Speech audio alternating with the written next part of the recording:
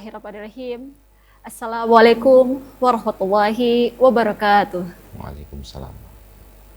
Alhamdulillahirabbil alamin. Wassalatu wassalamu ala asrofil anbiya'i wal mursalin wa ala alihi wa sahbihi ajma'in, amma ba'du.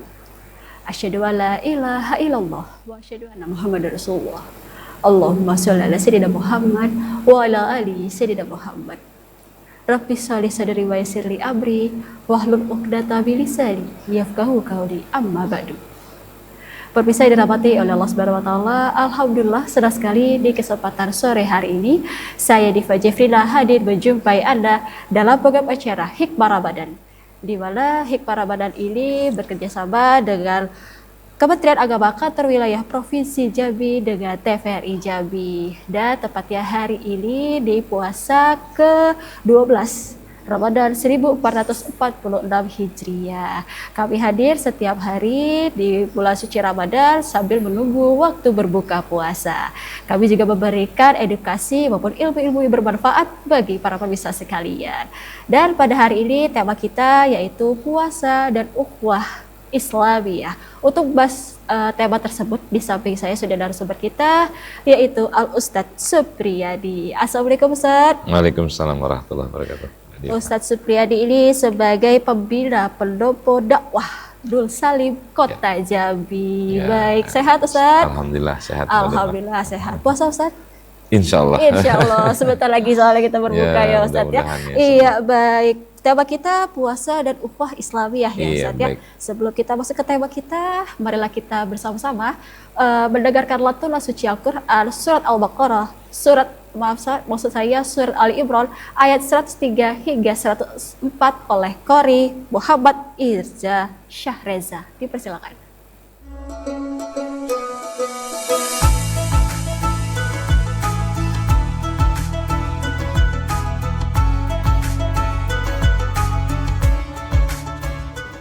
Assalamualaikum warahmatullahi wabarakatuh.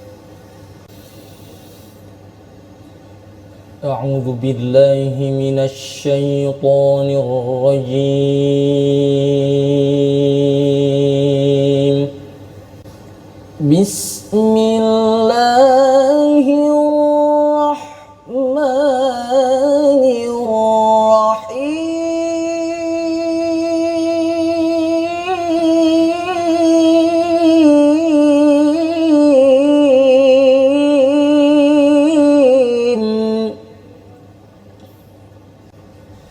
Wa'tasimu bihablillahi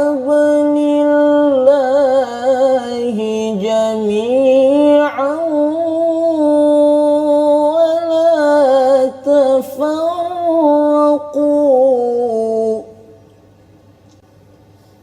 wa dhkuru ni'matallahi 'alaikum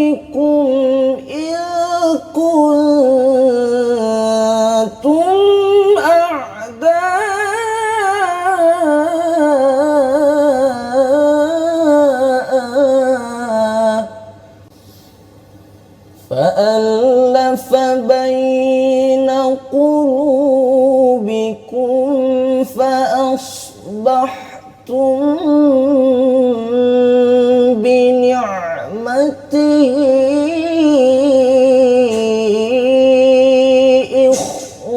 إخوانا وكنتم على شفا حفرة من النار فأنقذكم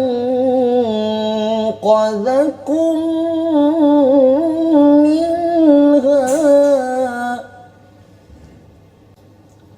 كذلك يبين الله لكم آياته لعلكم تهتدون.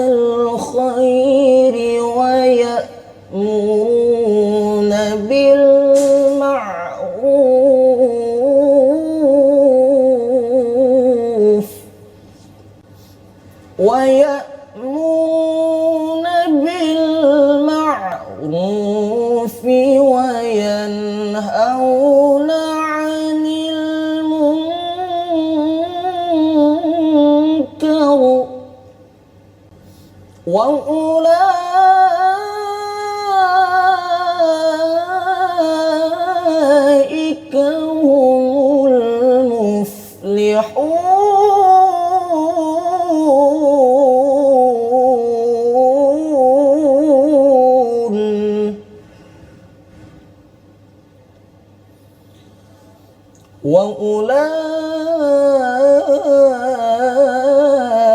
وأولئك هم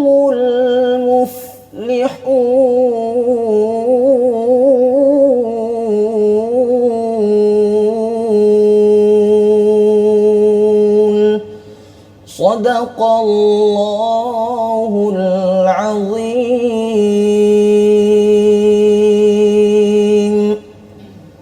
والسلام عليكم ورحمة الله وبركاته.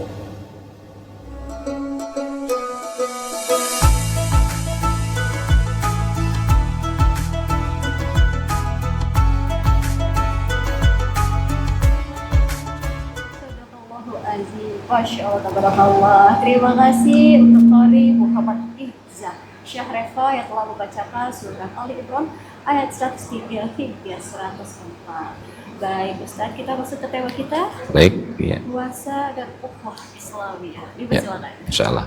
Baik, assalamualaikum warahmatullahi wabarakatuh. Bismillah, alhamdulillah, wassalatu wassalamu ala rasulillah sallallahu alaihi wa ala alihi wa sahbihi wa mawalah amma ba'du. Para pemirsa yang saya muliakan, Mbak Diva dan sekaligus kru TVRI yang saya hormati, pada kesempatan kali ini kita bersyukur kepada Allah dan juga kita ingat bahwa dalam Ramadan kita masih diberikan kesempatan puasa dan beribadah. Sesuai tema pada hari ini, para pemirsa sekalian, puasa dan ukhuwah Islamiyah. Puasa dalam arti bahasa itu bisa diartikan dalam konteks al-imsak, bertahan. Dan apapun jenis bertahan itu adalah namanya puasa dalam bahasa. Ya. Seperti dalam Al-Quran, kisah Siti Maryam yang saat Siti Maryam bertahan tidak bicara. Nah, ketika ia melahirkan Nabi Isa alaihissalam, kejadian luar biasa dalam tafsir bahwasanya Nabi Isa alaihissalam dilahirkan hanya 1 hari. Siti Maryam hamil saat pagi, kemudian sore melahirkan. Saat itu dia tidak mau mendapatkan fitnah dari orang-orang kampung, maka dia bertahan untuk bicara, disebut juga puasa. Nah, kaitan dengan ukhuwah. Ukhuwah dalam arti bahasa adalah persaudaraan. Berasal dari kata akhun, ya. Persaudaraan, kemudian Islamiyah, yaitu sesama umat Islam. Dalam ukhuwah ini sebenarnya banyak. Di dalam negara kita atau agama kita juga diatur, ada ukhuwah Islamiyah, ada ukhuwah watoniyah, ada ukhuwah insaniyah. Kalau ukhuwah watoniyah adalah ukhuwah atau persaudaraan satu negara. Walaupun suku, bangsa berbeda, kita tetap bersaudara. Ada lagi yang lebih dekat lagi adalah ukhuwah insaniyah. Sama-sama seperti manusia. Nah, kita manusia, maupun agamanya apa, bentuknya apa, bagaimana, itu sama-sama saudara. Dan lebih ekstrim lagi ada juga namanya ukhuwah khuluqiyah. Artinya persaudaraan sesama makhluk.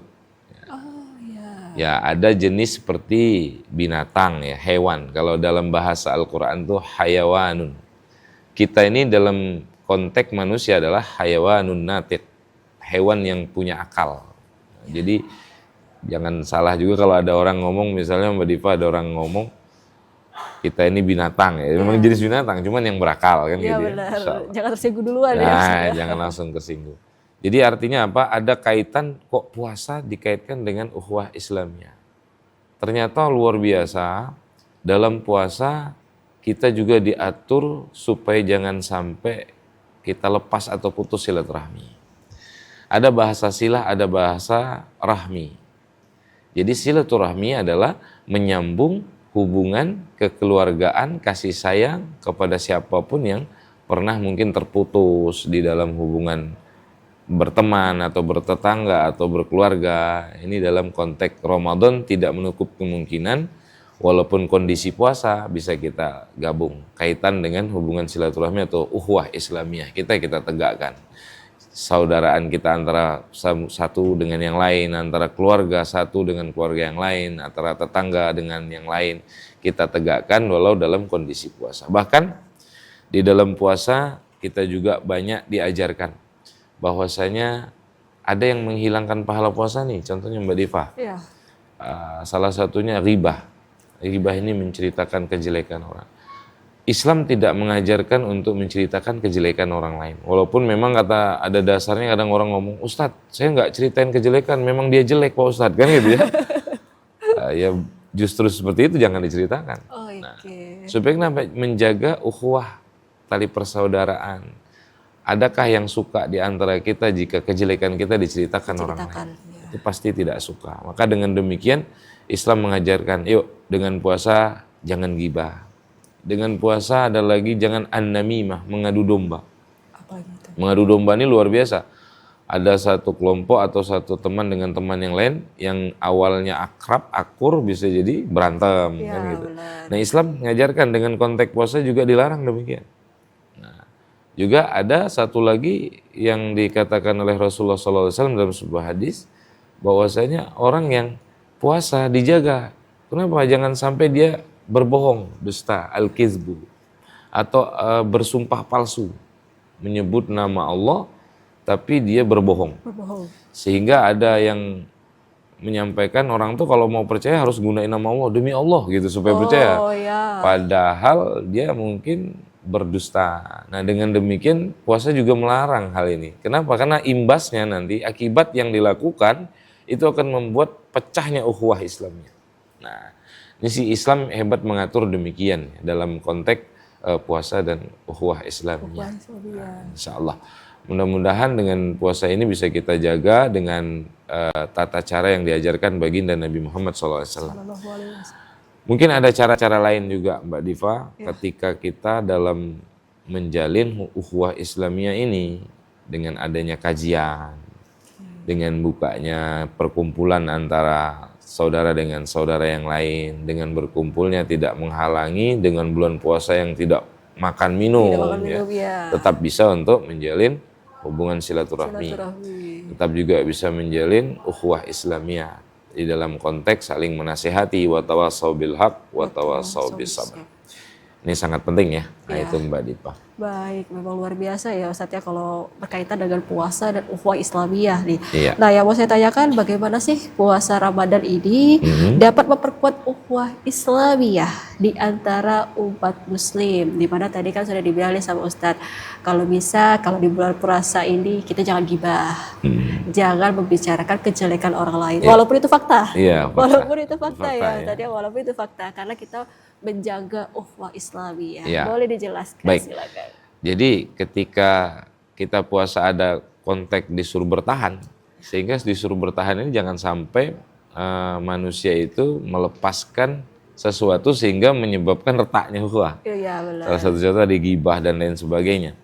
Nah kemudian ada hadis Nabi memberikan fadilah atau keutamaan. Sumtus saim tasbih. Diamnya orang berpuasa itu menjadi nilai tasbih baginya. Ada juga upaya kita supaya dengan puasa ini bisa menjalin ukhuwah Islamnya. Ketika kita menghindari sesuatu sehingga kita tidur. Makanya ada yang sempat komplain juga, Ustadz, kalau ada bahasa naumus shaim ibadah, tidurnya orang puasa itu ibadah. Kalau begitu dari pagi tidur terus, kan gitu ya. Bukan begitu maksudnya. Walaupun hadis ini dinilai dhaif oleh para ulama, tapi ini sebagai fadilah supaya kita menghindari daripada sesuatu yang tidak diinginkan, seperti ghibah, seperti ngomong ucapan dusta, bohong, kemudian menyakitkan hati sesama. Nah ini lebih baik dia tidur. Nah gitu. saat dia gitu berarti ya, ini konsep bukan dari pagi sampai maghrib. Wah itu salah gitu ya. Kalau seperti itu malah ada hukumnya makruh ya kalau seperti itu. Nah jadi dia memang konsepnya dia mau tidur itu dia memang menghindari dari sesuatu yang menyebabkan menghilangkan pahala puasa, sehingga ukhuwah Islamiyah ini tetap bisa berjalan, tetap bisa lancar dan masih berkait dengan silaturahminya, kasih sayangnya. Sebab ada satu kisah nih Mbak Dipa, mungkin kalau waktu masih panjang nanti ya.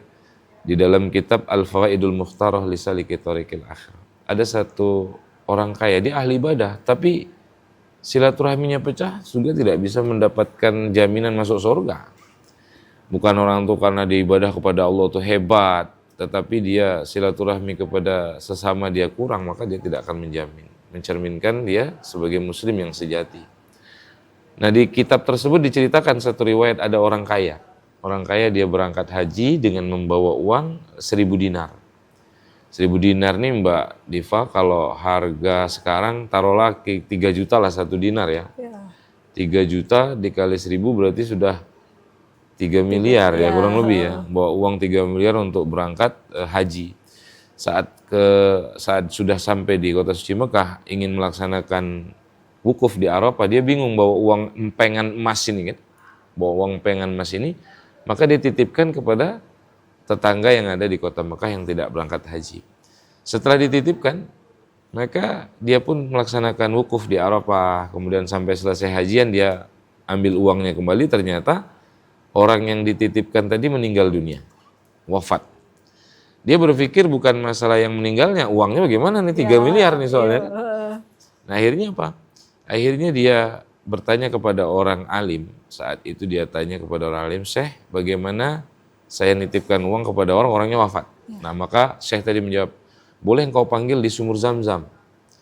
Nanti malam dengan namanya, niscaya dia menjawab kalau dia orang yang saleh. Oh, dia orang soleh, maka saya titip ke dia." Maka dia pergi ke sumur Zam-Zam malam hari, diteriakkan panggil namanya, "Fulan bin Fulan." Nggak ada jawaban. "Fulan bin Fulan," nggak ada jawaban. 3 kali tidak ada jawaban, maka dia lapor kepada Syekh tersebut. "Syekh, tidak ada jawaban." Maka Syekh tadi berkata, "Astagfirullah," berarti dia bukan orang yang baik. Nah, maka dia harus berangkat ke satu negeri lagi, namanya negeri Yaman. Oke, baik Ustaz. Oke. Ini ceritanya sangat menarik nih Ustaz. Tapi Ya. kita break dulu sebentar. Oke, Nanti baik, kita sambung siap. kembali. Oke, Baik pemirsa, jadi kemana-mana. Kami akan kembali setelah pesan-pesan berikut ini.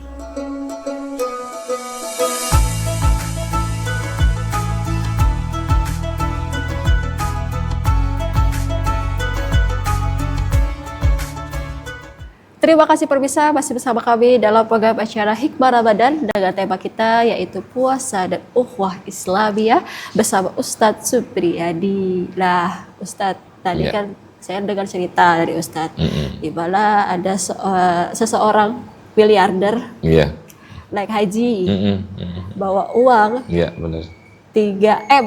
Ya, nggak usah dirupiahin tadi, 3M. Dititiplah kepada seseorang. Waktu sudah selesai, orangnya wafat. Iya, benar. Nah, terus udah ditanya ke Syekh. Ya seperti itu ya tadi ya Ustadz ya. Saya bertanya ke Syekh, "Pergilah kamu ke sana malam hari, sebutkan namanya sampai 3 kali." Tidak ada jawaban. Kembali lagi kepada Syekhnya. Nah, lanjutannya apa sih Ustadz? Silakan. Oke, baik, kita lanjutkan. Ketika dia lapor kepada Syekh tersebut, maka Syekh tersebut menjawab. Katanya, "Bapak harus berangkat ke negeri Yaman." Di negeri Yaman itu ada kota namanya Hadramaut. Di Hadramaut itu ada sumur namanya Barhut. Ya. Jadi sumur Barhut itu adalah tembusannya, kata dalam sebuah riwayat ada menyatakan Barhut itu bisa tembus sampai ke kerak atau jurangnya api neraka. Sumur Zam-Zam itu tembusnya sampai ke dalam surga. Maka dia berangkat sampai ke sumur Barhut. Saat itu dia panggil namanya, dia terikan, "Fulan bin Fulan." Satu teriakan langsung dia katakan, "Labbaik." Langsung ada jawaban. Langsung ada jawaban. Saya itu dia rasa lega hati, dia tanya, "Uangku engkau titip di mana?" Nah begitu. Maka dia jawab, "Uangmu saya tanam di dalam satu galian di bawah tangganya." Jadi ada tangga di rumahnya itu, di bawahnya itu digali. Kemudian dia tanam di bawahnya. "Oh, terima kasih." Kemudian dia penasaran, dia tanya Mbak Diva. Dia tanya saat itu, "Bapak kenapa di sini?" Maka dia jawab, "Sungguh aku sedang dalam siksaan Allah." "Kenapa? Padahal Bapak kan ahli ibadah, orangnya baik." Kan gitu. "Memang aku ahli ibadah, tapi aku punya sepupu perempuan yang tidak aku tegur sampai mati. Maka sebab itu aku disiksa di dalam kubur ini." Jadi luar biasanya Mbak Diva, bukan kita untuk hebatnya dalam hubungan kita kepada Allah. Puasanya hebat, tapi ibadahnya hebat, tapi dia sama ukhuwahnya Iya, terputus. pokoknya tidak ini. Padahal konsep Islam tidak seperti itu. Iya. Ya, ngajarinya nggak seperti itu. Puasa ngajarin kita untuk ayo saling peduli. Kita ada kelebihan manfaat iman kata Nabi. Siapa yang mau memberikan makanan buka puasa kepada orang yang berpuasa, maka akan mendapatkan pahala sebagaimana yang berpuasa tadi, tanpa mengurangi pahala orang yang berpuasa tersebut. Nah, ini salah satu untuk menjalin ukhuwah. Saling bersedekah, saling berbagi, itu adalah untuk salah satu menjalin ukhuwah. Tasaddaku, saling bersedekahlah kalian kata Nabi, maka kalian pasti akan saling menyayangi. Orang tuh kalau saling beri hadiah gitu Mbak Dima ya, pasti suka gitu ya. Tetangga ada ngasih kepada tetangga, teman ada ngasih kepada saudara, pasti dia akan menimbulkan rasa cinta satu dengan yang lainnya. Nah, ini dalam satu kisah demikian kita dapat ambil hikmah bahwa jangan hanya ibadah kepada Allah hebat, tapi yuk kita tanamkan juga hasil dari ibadah itu adalah kasih sayang kepada penduduk bumi. Iya, berarti memang juga ukhuwah Islamiyah memang salah satu hal yang sangat penting ya Ustaz ya, dimana kita istilahnya sudah beribadah, sudah sholat 5 waktu, sholat sunnah, puasa, ngaji, berdakwah seperti itu ya Ustaz ya. Padahal tadi waktu dititipkan merasa bahwa si beliau ini emang orang yang soleh, orang yang soleh seperti itu ya Ustaz ya. Tapi memang malahan yang bikin terkejut itu tadi karena ukhuwah Islamiyahnya itu tadi yang tidak menegur sepupunya sampai beliau meninggal. Terputus berarti ya. Mudah-mudahan kita bukan orang-orang yang seperti itu ya Ustaz. Amin. Nah, berarti apa saja sih nilai-nilai uswaliyah yang dapat dipupuk selama bulan Ramadan ini Ustaz? Ya. Jadi selama dalam bulan Ramadan ini kita upayakan supaya kita bisa untuk menambah hubungan erat dengan keluarga. Memang ada bahasa dalam hadis Nabi, jarangnya engkau berkunjung maka menambahkan rindu. Nah, itu ada bahasa Nabi. Jarangnya engkau berkunjung maka akan menambah rasakan rindu. Tetapi dalam Ramadan ini mesti kita lebih mengakrabkan. Kalau dengan tetangga atau dengan keluarga mungkin bisa ketemu di masjid saat sholat tarawih. Kemudian ada program tadarusan, dia mungkin bisa baca Quran bersama. Atau kalau kondisi kantor kerja kan enak. Ya, ada orang yang kerja di kantor, mungkin di kantor dia masih bisa bersilaturahmi. Cuman hanya menjaga poin-poin terpenting yang dalam Islam saat berpuasa itu dijaga. Hati berbicara, hati-hati melihat, hati-hati mendengar. Kayak Imam Ghazali itu membagi puasa tingkatan menjadi 3 bagi. Kalau puasa awam, dia hanya menahan lapar dan haus saja kan. Menahan yang batalin puasa itu saja. Tapi ada orang yang khusus ya. Orang yang khos itu adalah orang yang puasanya bukan hanya menahan perut, kemaluan, tapi dia tahan juga hatinya, matanya, telinganya. Hal demikian ini upaya-upaya kita supaya bisa untuk mempererat hubungan ukhuwah Islamiyah atau jalin silaturahmi kepada sesama. Ya gitu. Kalau kita lihat ya, ada satu daerah di Quran itu namanya Saba. Negeri Saba itu bukan disebut negeri, maka ada sahabat bertanya pada Nabi, "Ya Rasul, ma huwa Saba?" Wahai Rasul, apa itu Saba? A'ardun awimro'ah, apakah dia nama negeri atau nama perempuan? Maka Nabi menjawab, laisa bi ardin wala mra'atin. Dia bukan nama negeri dan bukan nama perempuan. Bal huwa rajulun, tetapi dia adalah seorang laki-laki, walada asyara, punya anak 10. Fatayamana minhum sittah, di negeri Yaman itu ada anaknya 6, keturunannya 6 orang. Fatasa'ama minhum arba'ah, di negeri Sam itu ada 4. Jadi antara Sam dengan Yaman itu ada berdampingan. Di situ ada kumpulan keluarga keturunan Saba. Saba itu nama orang. Maka saat itu dia saking akrab, akur, silaturahmi, keluarga jalan, luar biasa. Akhirnya Allah katakan negeri itu jannatan ayyamini wasyimal. Allah buat kampung tersebut itu kebun-kebun yang tanpa dia tanam, tumbuh sendiri, kemudian berbuah manis, tidak ada yang masem, tidak ada yang rusak pahit, hama pun tidak ada.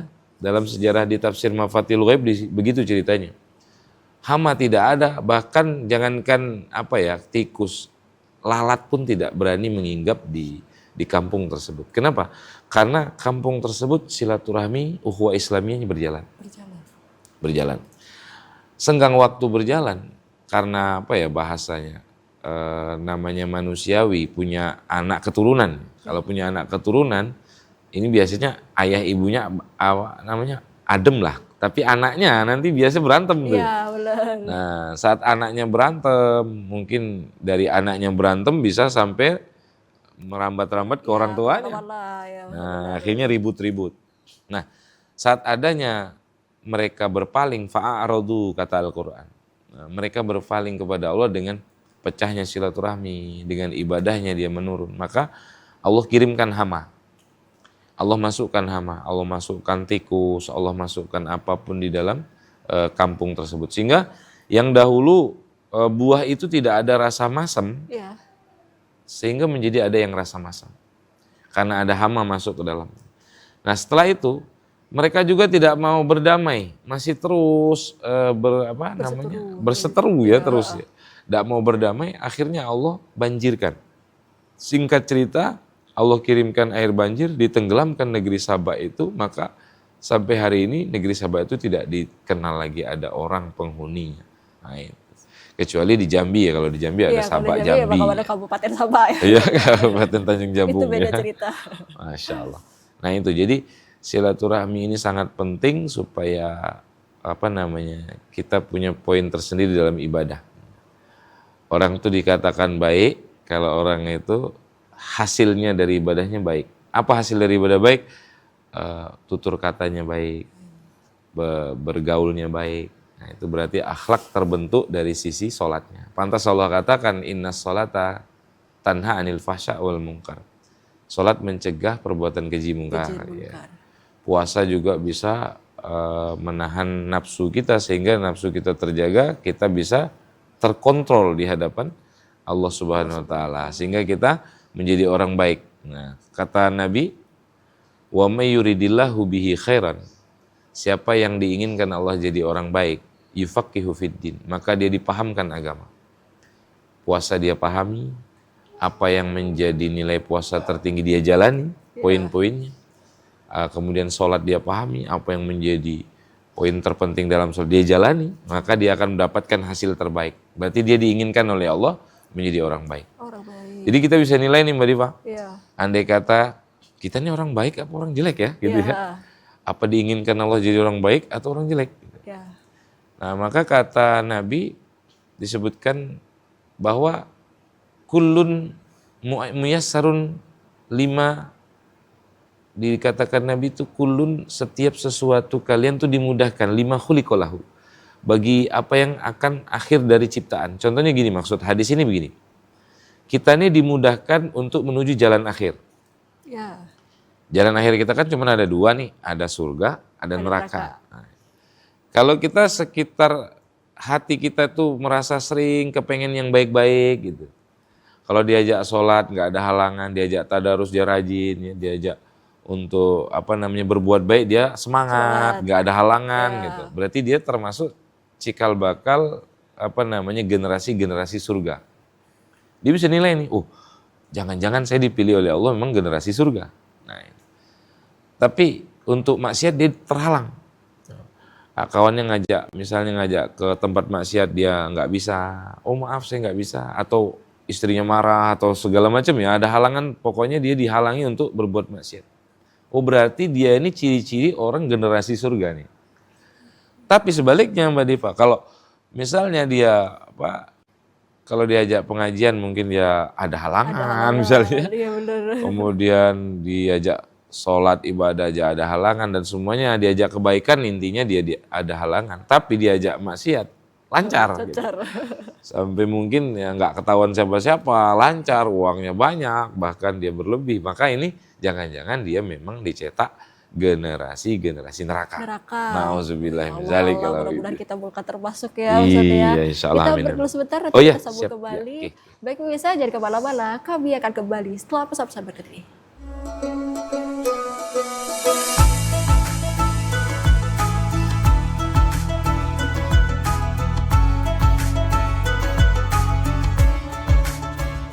Terima kasih pemirsa, masih bersama kami dalam acara Hikmah Ramadan bersama Ustadz Supriyadi, dan tema kita pada hari ini yaitu puasa dan ukhuwah Islamiyah.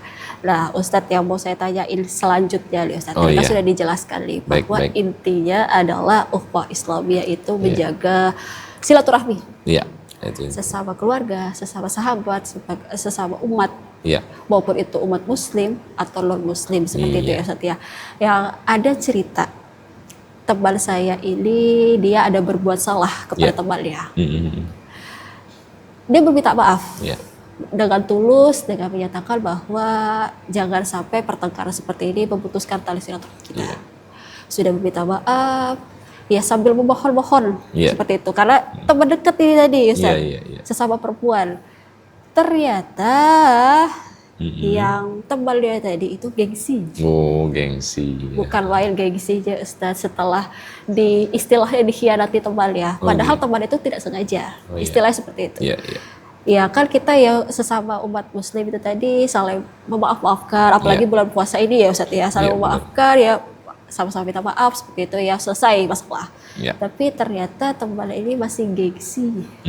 Gitu. Tidak mau memaafkan semudah itu. Istilahnya seperti itu Ustaz. Bagaimana sih harusnya teman saya ini tadi bersikap? Boleh dijelaskan Ustaz? Baik. Jadi memang dalam Islam itu dituntut kita meminta maaf ya. Nah, kita minta maaf kepada orang itu kalau kita salah. Dan yang terbaik itu adalah yang memberi maaf. Nah, jadi memang meminta maaf itu gampang sebenarnya. Cuman yang memberi maaf ini yang agak berat memang sebenarnya. Tetapi Islam tuh adil. Orang yang sudah minta maaf, kemudian karena dia gengsi tidak mau memaafkan, itu sudah lepas dari dosanya. Dari dosa antara dia bersama orang yang tersebut. Tetapi dia tetap terus untuk berhusnuzon, baik sangka bahwa saya ini punya teman atau saudara, yang bukan sampai kita sudah minta maaf, sudah begitu saya putusin silaturahmi, tidak seperti itu. Tetap kalau ketemu kita tegur. Tapi kadang-kadang orang tuh sakit hati. Saya sudah negur Ustaz, cuma dia tidak mau Wah gitu ya. Itu kebanyakan masyarakat demikian. Namanya juga manusia ya Ustaz ya, itu tadi. Manusiawi demikian. Tapi kita tetap mengambil konsep Nabi, bahwa Nabi SAW itu walaupun dia disakiti, Nabi SAW tetap mau memaafkan. Bahkan Nabi di Taif ya, waktu itu dilempari kotoran, dilempari batu sampai berdarah. Nabi sampai ditawarin oleh malaikat ya, baik saya gabungkan dua gunung ini wahai Rasulullah, biar hancur kota Taif. Tapi Rasul katakan jangan. Nah, walaupun mereka tidak mau berislam, tapi saya berharap dari tulang sulbi mereka akan muncul keturunan Islam. Memang terbukti sampai hari ini kota Taif 100% Islam. Saya hampir berapa kali ke sana waktu saya umroh bimbing jemaah kan demikian. Nah, artinya apa? Artinya Islam itu mengajarkan irhamu ahlal ardi yarhamkum man fis sama. Kasih sayangi yuk penduduk bumi. Siapapun penduduk bumi, baik manusia, baik hewan atau tumbuhan. Ya, hewan aja dikasih sayangi, apalagi manusia kan gitu. Lebih tinggi lagi nilainya. Nah, artinya apa? Kalau kita berani memberikan kasih sayang kepada makhluk penduduk bumi, maka ingat kata Nabi, yarhamkum man fis sama. Pasti orang yang di langit, penduduk langit seperti para malaikat, ya termasuk ya Allah Tuhan kita, akan memberikan kasih sayang pada kita. In ahsantum li anfusikum wa in asatum falaha. Kalau kalian berbuat baik, maka baik pula hasilnya. Tapi kalau kalian berbuat jelek, maka jelek pula hasilnya. Itu memang bukan bahasa kita, kan karma ya. Kalau dalam orang-orang Jambi, orang Indonesia ngomong, itu karma Pak Ustadz. Sebenarnya dalam Islam itu tidak ada karma. Cuman apa yang kita perbuat, hasil perbuatan itu akan dapat untuk kita. Nah, ini adilnya Islam mengajarkan kita. Sehingga tetap terjalin ukhuwah Islamiyah kalau keadilan ini berjalan. Berbuat baik, kemudian saling memaafkan, bersilaturahmi, saling tolong menolong, saling berhadiah bahkan ya, saling bantu-membantu, maka dia akan mendapatkan ukhuwah dan kuat ukhuwahnya sehingga Islam akan berjaya pada dirinya. Nah, ini. Terus ada kaitan juga nih Mbak Diva. Kenapa sih orang tuh bersikokoh emosi atau dia egois, Ya, tinggi nggak mau maafin ya. Padahal dia sholat terus kan gitu ya. ya, Masya malahan Allah. malahan ada sebagian sebagian apa ya istilahnya sebagian kelompok yang menyatakan bahwa belum tentu seorang umat itu Iya. bersabar, berempati ke sesama umat yang lain, Iya. walaupun dia sholat 5 waktunya rajin, Iya, iya. sholat duhanya rajin, Iya. sholat tahajud rajin, Iya, iya. tapi tidak menjamin. Jadi opini masyarakat itu, juga. ya, begini. itu boleh dijelaskan tuh Ustaz. Ya sebenarnya bukan salah pada sholatnya ya. Ya, Sholat tetap Kuat. sesuatu ibadah yang merubah akhlak. Karena Allah menyatakan inna sholata tanha. Sholat itu mampu mencegah daripada perbuatan fahsya, perbuatan keji seperti zina, wal mungkar dan perbuatan kekerasan mungkar. Nah kita ambil contoh di tafsir Mafatihul Ghaib karangan Fakhruddin Razi, ada satu ayat dari surat Al-Asr ya. Surat Al-Asr ayat pertama, wal asri, demi masa. Tetapi Imam Fakhruddin Razi mengartikan itu adalah demi waktu asar, demi sholat asar. Sehingga ada riwayat saya baca di ujung di kitab tafsir tersebut, saya punya ngajar juga di satu pondok pesantren Mambaul Ulum ya, Talang Iya, Bakung. Itu saya ngajar di sana. Saya buktikan sama ada pimpinan pondok, itu guru saya juga, Syekh Muhammad Sofa Saifillah ya. Saya bilang kita cari Syekh, kita cari, dibuka di tafsir tersebut, ternyata ada. Ternyata ada kisah riwayat bahwa seorang perempuan di sudut kota Madinah tuh teriak-teriak panggil Nabi, Muhammad, Muhammad. Akhirnya Nabi keluar. Ada apa ibu mencari saya? Muhammad, sungguh saya sudah ditinggalkan suami saya bertahun-tahun, nggak pulang-pulang. Kalau bahasa lagu kita 2 kali puasa, 2 kali ini lebaran. Itu namanya Bang Toyib ya. Iya. Itu Bang Toyib. Tapi beliau ini memang nggak pulang-pulang bertahun-tahun. Sehingga istrinya terus terang kepada Nabi, ya Rasul, saya tidak sanggup bertahan. Akhirnya saya berzina. Setelah saya berzina, saya hamil. Setelah hamil, saya lahirkan anak tersebut. Karena perempuan ini seorang penjual cuka makan. Maka anak tersebut, ya Rasulullah, saya rendam dengan wadah yang berisi cuka. Anak tersebut mati. Cuka bekas rendaman mayat tersebut, saya jual ya Rasulullah. Adakah jalan tobat untukku ya Rasulullah? Saat itu Rasulullah langsung merah wajah. Langsung saat marah, kata Rasulullah, untuk zinamu kau harus dirajam. Untuk zinamu kau harus dirajam. Rajam ini mbak bahasanya adalah orang yang sudah pernah nikah tapi dia masih mau berzina. Rajam itu dipendam sampai batas leher dalam tanah, kemudian dilempar pakai batu sampai mati. Nah, untuk zinamu kau harus dirajam. Untuk anak yang kau bunuh kau harus dibakar di kerak api neraka jahanam. Dan untuk cukai yang kau jual itu kezoliman yang sangat besar yang akan kau pertanggungjawabkan di akhirat. Tapi aku menyangka bahwa engkau telah meninggalkan sholat asar. Nah, Masya Allah, Pak Dipa, gara-gara dia meninggalkan sholat asar, tercetak generasi 1 pezina, Ya. 2 pembunuh, ya. yang ketiga penjual barang haram. Ya.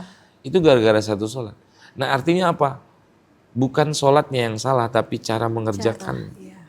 Nah sehingga dia punya emosi, tidak mau memaafkan orang lain, akhirnya dia egois tinggi, orang sudah minta maaf masih dicuekin kan gitu ya. Nah Islam tidak mengajarkan demikian. Kalau benar sholatnya, kalau benar puasanya, maka dia akan tercetak generasi yang mau berdamai, yang mau untuk menjalin silaturahmi, Benar. yang mau berukhuwah Islamiyah. Ya, Nah, benar itu karena dia. memang sholat itu memang kewajiban. Oh iya, kewajiban. Kewajiban umat muslim menjalankan sehari 5 kali sholat wajib. Iya.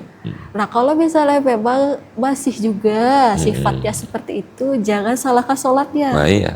Karena memang sholat itu kewajiban. Iya. Tergantung lagi dengan diri sendirinya lagi Iya. nih. Bagaimana sih? Padahal saya sudah sholat wajib, sudah sholat dengan khusyuk seperti itu, tapi kok sifat saya masih salah. Iya. Nah itu memang harus memperbaiki diri lagi ya. Iya, Jangan ini. salahkan sholatnya. Iya, Iya, benar. baik Ustaz.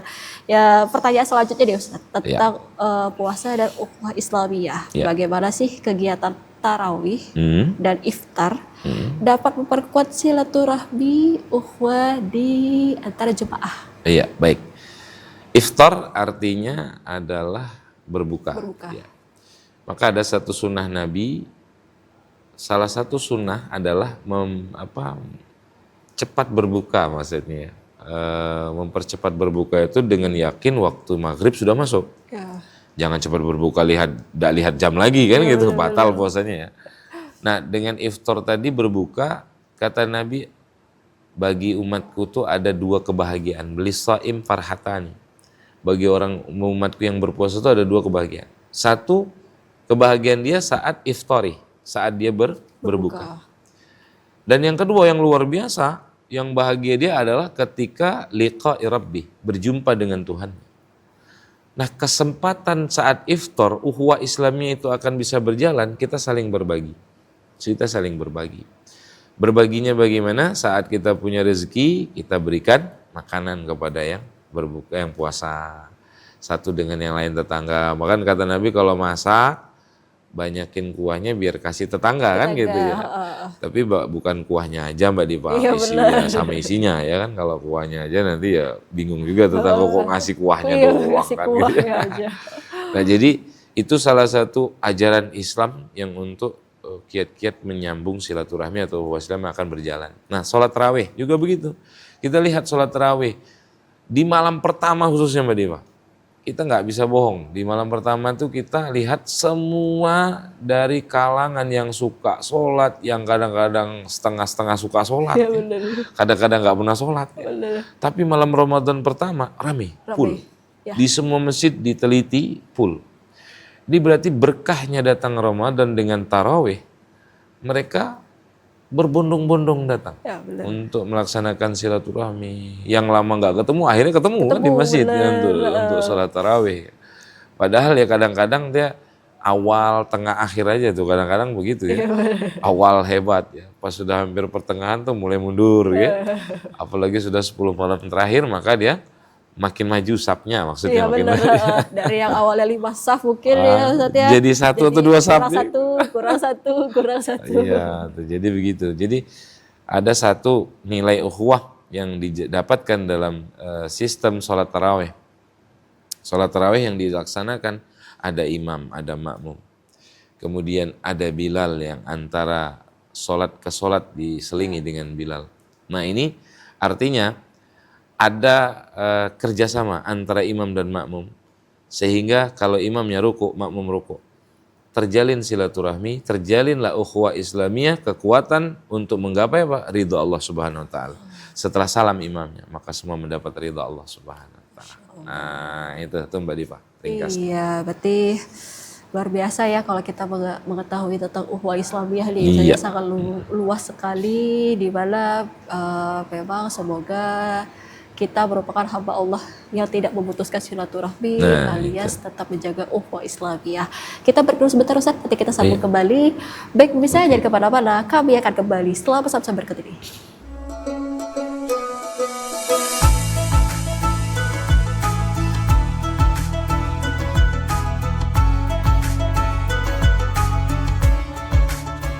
Terima kasih pemirsa, masih bersama kami dalam program acara Hikmah Ramadan bersama Ustadz Supriyadi, dan tema kita pada hari ini yaitu puasa dan ukhuwah Islamiyah.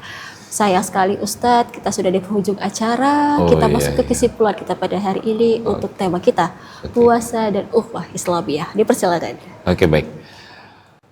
Baik para pemirsa yang saya hormati dan kita semua yang hadir pada saat ini, kita dalam kesimpulan pembahasan kita puasa dan ukhuwah Islamiyah. Jadi kita bahas bahwa puasa dan ukhuwah Islamiyah kaitan sangat penting ketika memang benar-benar puasa dijalankan dengan anjuran-anjuran para ulama dan bersumber juga berujuk kepada Nabi Muhammad SAW. Jadi puasanya memang dijaga dari ghibah, dijaga dari adu domba, dijaga dari berkata bohong, dijaga dari sumpah palsu, mata dijaga, telinga dijaga, sehingga puasa itu mencetak generasi orang yang berakhlakul karimah. Orang yang berakhlakul karimah, maka dia akan memperkuat ukhuwah Islamiyah. Karena tidak ada orang yang tidak menerima kecuali dia adalah orang yang berakhlakul karimah. Kalau kita punya sahabat, kita punya saudara, tapi akhlaknya tidak baik, maka akan terputuslah ukhuwah Islamiyah ini sehingga pecah tali silaturahmi. Tapi dengan akhlak yang baik, maka dia akan menjalin ukhuwah Islami dan memperkuat ukhuwah Islamiyah. Dan akhlak yang baik ini tidak ada jurusan dalam pendidikan sekolah. Tapi gimana? Bisanya hanya kita laksanakan dengan ibadah yang dianjurkan oleh para ulama kita. Dengan puasa bisa kita cetak generasi akhlakul karim. Sehingga dalam sejarah bahwa puasa inilah yang bisa untuk menahan nafsu kita. Ketika akal diciptakan Allah, ditanya oleh Allah, engkau siapa, aku siapa? Aku adalah hambamu, engkau adalah Tuhanku, akal masuk surga. Tetapi ketika nafsu ditanya oleh Allah, engkau siapa, aku siapa? Aku adalah aku, kau adalah engkau, maka dihukum oleh Allah dalam neraka 1000 tahun. Bahkan tetap ditanya, tetap menjawab demikian. Akhirnya Allah hukum dalam neraka lapar. Sehingga dalam neraka lapar tidak sampai 1 hari. Dia baru mengakui, ya Allah, aku mengakui bahwa aku adalah hambamu, engkau adalah Tuhanku. Di situ dinyatakan para ulama bahwa nafsu kita bisa kalah dengan puasa. Sehingga kalahnya nafsu kita dengan puasa, kita adalah orang yang bisa mengendalikan hawa nafsu. Kenapa terjadi pertengkaran? Karena emosi yang tidak bisa dikendalikan. Kenapa terjadi perpecahan silaturahmi? Karena ego yang tinggi yang tidak bisa diatur. Nah, itu semua berasal dari nafsu syahwat kita, yang itu semuanya lemah dengan puasa yang kita jalani. Tetapi ingat, puasa yang benar-benar mengikuti anjuran para ulama kita, anjuran para masyayikh, guru-guru kita, sehingga puasa kita benar mencetak generasi akhlakul karimah, sehingga ukhuwah Islamiyah bisa berjalan di dalam kehidupan berumah tangga, berkeluarga, bertetangga, bermasyarakat, bahkan bernegara, insya Allah. Nah, itu mungkin kesimpulan Mbak Diva yang dapat disampaikan. Dengan puasa kita bisa menjalin ukhuwah Islamiyah. Ukhuwah Islamiyah memang benar sekali baik. nih Ustadz ya. Memang ukhuwah Islamiyah ini memang sangat penting ya Ustadz ya, di mana tadi udah disampaikan oleh Ustadz di mana ukhuwah Islamiyah ini memang sangat penting untuk menjaga silaturahmi antara sesama umat muslim maupun non muslim juga ya Ustadz ya. Nah, terakhir ya Ustadz. Iya. Pesan-pesan ukhuwah yang dapat kita ambil dari pengalaman selama bulan puasa ini. Ya. Pesan-pesan untuk kita pesan-pesan ukhuwah yang dapat kita ambil dari pengalaman berpuasa selama Ramadan. Ya, pengalaman berpuasa ya. Pengalaman berpuasa adalah selama bulan Ramadan ini kita ambil hikmah. Apa hikmah yang paling terpenting? Kita bisa merasakan bagaimana rasanya orang miskin yang tidak makan. Walaupun di luar Ramadan, mereka juga tidak makan. Nah, kita bisa rasakan, oh seperti ini rasanya orang yang tidak makan keseharian. Jadi kita masih mendingan Mbak Diva kalau dibanding nabi-nabi terdahulu. Karena perintah puasa itu dalam Quran, kama kutiba alal ladzina min qablikum, sebagaimana diwajibkan puasa itu orang-orang sebelum kita ya. Seperti Nabi Adam puasanya 30 hari sampai luar biasa. Nah, ini bisa merasakan, yuk kita rasakan begini rasanya lapar. Luar biasa ya. Ini puasa yang baik. Insya Allah. Mudah-mudahan kita tidak menjadi orang-orang yang memutuskan silaturahmi ya seperti itu ya Ustaz. Ya, terima kasih Ustaz Ya, Suryadi sama-sama. Ya, sama-sama. tentang tema kita puasa dan ukhuwah Islamiyah. Baik pemirsa, demikianlah program acara Hikmah Ramadan pada sore hari ini. Saya Diva Jifrida dan ikut bertugas mohon doa Anda. Terima kasih. Wabillahi taufiq wal hidayah. Wassalamualaikum warahmatullahi wabarakatuh. Waalaikumsalam warahmatullahi wabarakatuh.